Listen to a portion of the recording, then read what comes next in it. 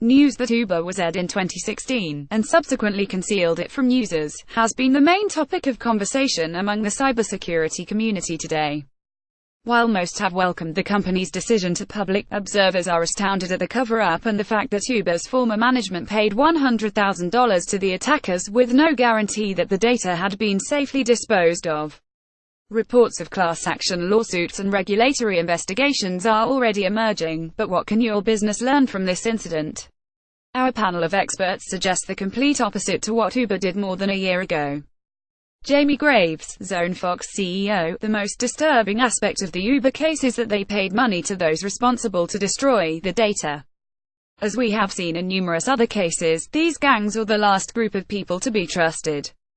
For example, ransomware distribution groups often will not decrypt the data they have locked away after receiving payment. So how do we know all of the data has been deleted? And how do we know that some accounts weren't cherry-picked for belonging to high-net users and then sold to the highest bidder? Uber CEO Dara Khosrowshahi wants to change the way they do business. A thorough and immediate independent investigation into this attack would be a good place to start. Raj Samani, chief scientist and fellow at McAfee: as a regular Uber customer myself, this news makes me incredibly angry. Uber has treated its customers with a complete lack of respect. Millions of people will now be worrying over what has happened to their personal data over the past 12 months, and Uber is directly responsible for this.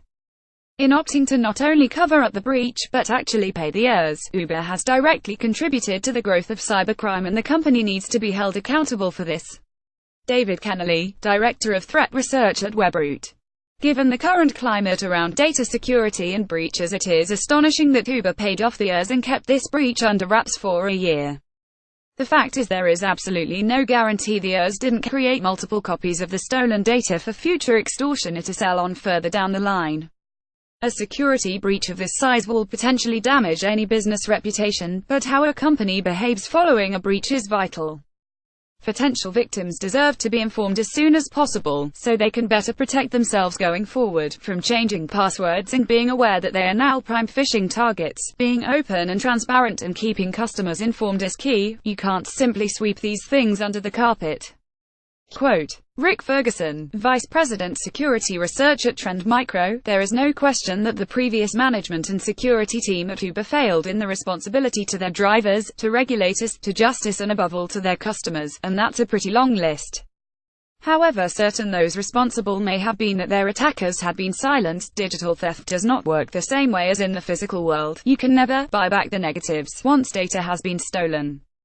It is heartening to see the new management team come clean about the breach, but I remain concerned at some of the wording in Mr. Khosrowshahi's blog. He appears to distance Uber's corporate systems and infrastructure from the third-party cloud-based service that was the target of the breach. This is perhaps indicative of the root of the problem. Cloud services adopted by a business are corporate systems and infrastructure, and from a security perspective should be treated as such.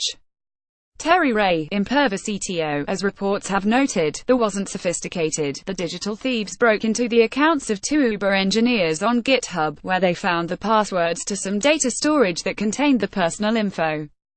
Sadly, it's all too common that developers are allowed to copy live production data for use in development, testing, and QA.